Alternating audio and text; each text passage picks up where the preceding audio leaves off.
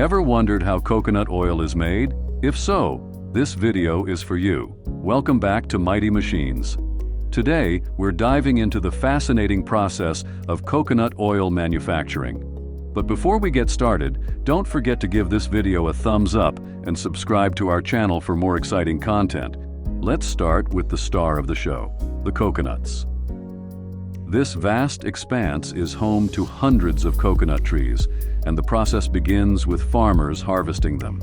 Typically, coconuts are harvested by climbing the trees and picking each one manually. However, when the trees are too tall for climbing, farmers use the hook and pole method. This involves a long bamboo pole with a hooked knife at the end to cut the coconut bunches from the trees. This method requires skill and precision to ensure the coconuts are detached cleanly and safely. Once harvested, the coconuts are loaded onto a wagon or vehicle to be transported to the next step. Once the coconuts reach this area, workers begin by sorting and removing their husks. They use sharp knives or tools to carefully peel off the husk, revealing the inner layer. Coconuts are carefully harvested and then transferred to small boats, which navigate through various waterways to ensure their timely arrival at a dedicated sorting facility. This facility plays a crucial role in the supply chain, as it is here that the coconuts are meticulously inspected and sorted based on size, quality, and ripeness. This sorting process is essential to ensure that only the best coconuts proceed to the next stage. Next, automated machines are used to dehusk the coconuts. These sophisticated machines are designed to swiftly and accurately remove the tough outer husk of the coconuts. Next, these dehusked coconuts go through another process, deshelling. In this facility, workers use the hammer and chisel technique to gently crack the coconut shells.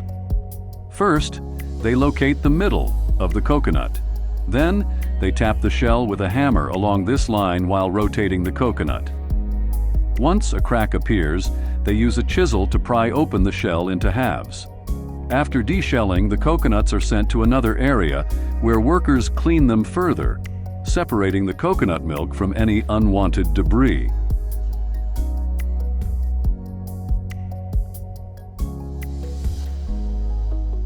Now let's take a look at how they typically make coconut oil. First, the coconuts harvested from the farm or bought by the facility are processed by separating the coconut water from the coconut meat. The coconut meat is then fed into a spiral separator, transforming it into smaller pieces. This same machine shreds the coconut meat, making it easier to process. With the help of different machines, workers no longer need to worry about separating the coconut from unwanted debris. Did you know that every part of the coconut is utilized, making it a highly sustainable resource?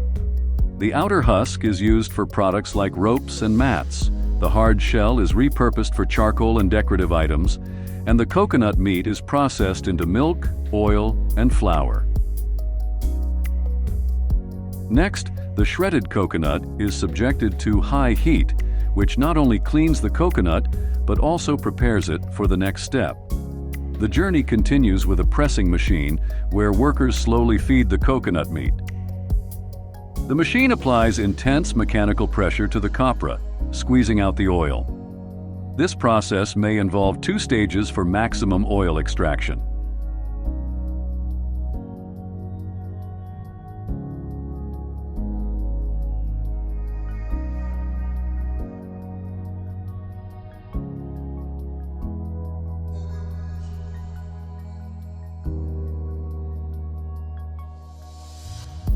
The crude coconut oil is then allowed to settle in tanks, separating any heavier impurities.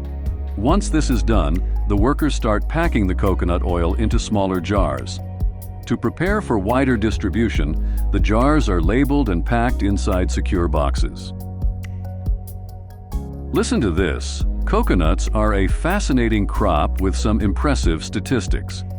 Globally, over 61 million tons of coconuts are produced annually, with the Philippines, Indonesia, and India accounting for approximately 75% of this production. A single coconut tree can produce 50 to 200 coconuts per year, and these trees can live and bear fruit for over 60 years.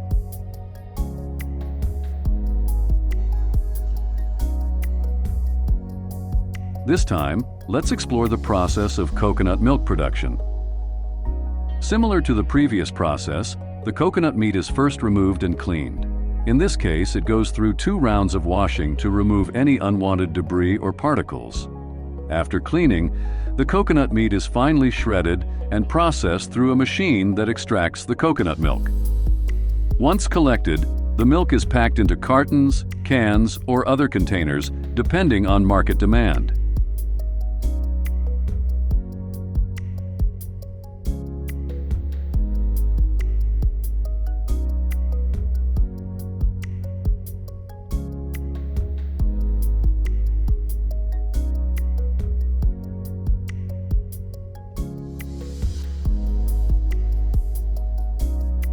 The use of coconuts doesn't stop there. Farmers walk through vast fields every day to harvest coconuts for coconut sugar production. This farm employs traditional methods to collect coconut sap.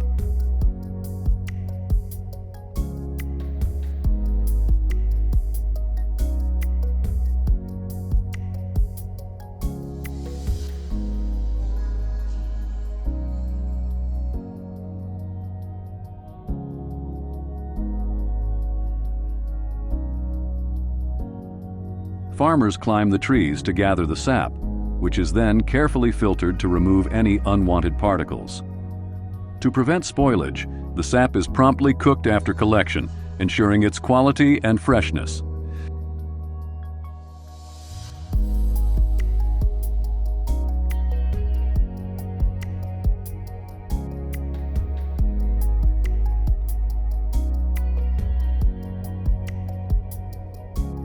The sap is cooked by applying heat or boiling it, using a manual process without sophisticated equipment. Continuous stirring is crucial to prevent the sap from burning.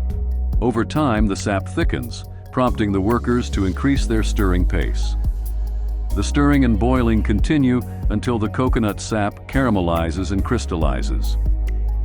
Once this transformation occurs, workers swiftly remove it from the heat source. Speed is essential, but maintaining cleanliness is equally critical, so they use a handheld kneading tool to manipulate the caramelized coconut sap. For the next 15 to 20 minutes, the worker diligently kneads the mixture to achieve the desired texture and appearance. After achieving the desired consistency, the next step involves sieving the mixture. This step is crucial to ensure no foreign particles remain and to eliminate any lumps.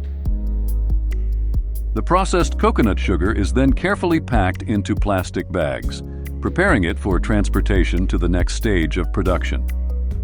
Upon reaching the processing facility, workers meticulously sort the coconut sugar as a preliminary step before oven drying.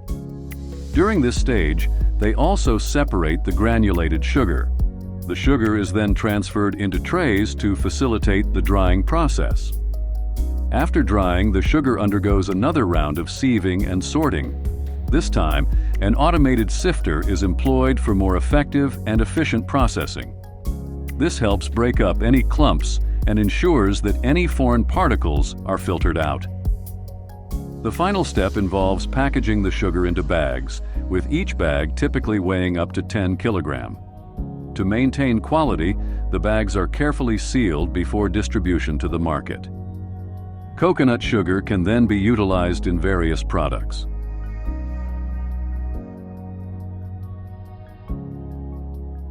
The process of making crude coconut oil involves several pre-treatment procedures aimed at extracting the oil efficiently.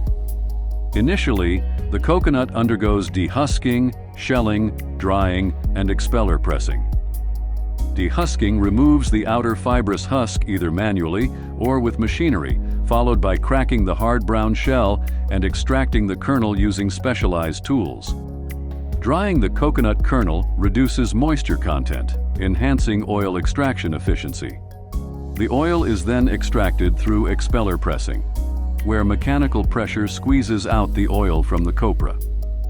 To maintain the oil's crude quality, extensive filtering or purification is typically unnecessary. Instead, a basic filtration process with cheesecloth or similar materials is employed to remove larger contaminants.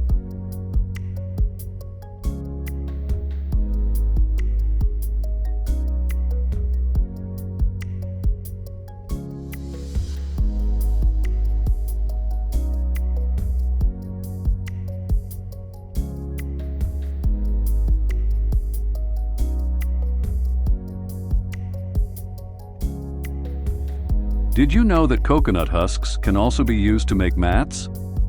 Indeed, every part of the coconut is valuable. The process begins by shredding the husks into smaller pieces to extract the fibers. These fibers are separated by beating dried husks to isolate long, coarse fibers from the softer inner pith. The fibers are then sorted and graded based on their length, thickness, and quality, with longer and thicker fibers being preferred for mat production. Traditionally, artisans hand-weave the coir fibers on looms or frames to create mats of various shapes and sizes. They employ a variety of weaving techniques to achieve the desired thicknesses and patterns in the mats.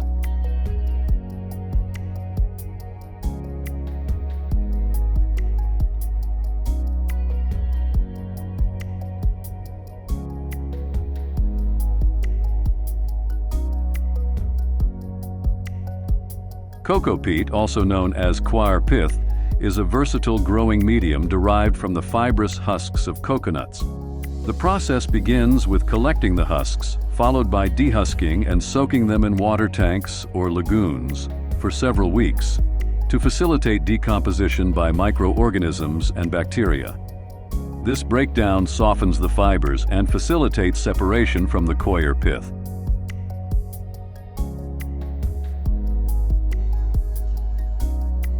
After the retting period, the husks undergo thorough washing to remove debris and impurities.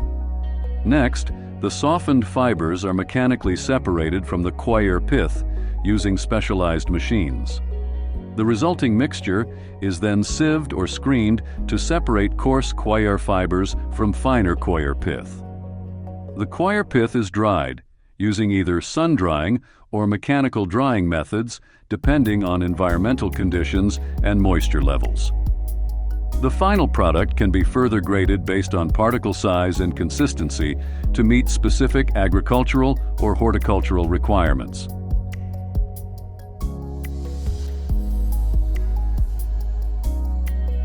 Lastly, cocoa peat is also beneficial for growing flowers. The process begins with shredding the material using various machines and shredders, similar to previous processes. Once the desired product is obtained, it is spread onto fields to support plant growth. Cocoa peat's water retention and nutrient holding capabilities make it an ideal medium for cultivating flowers and enhancing soil quality in agricultural and horticultural practices. In conclusion, coconuts are incredibly versatile and impactful, contributing to our daily lives in many forms, from refreshing water and nutritious oil to sustainable fiber products. Every part of the coconut is utilized, showcasing nature's ingenuity. Thank you for joining us on this journey from tree to table.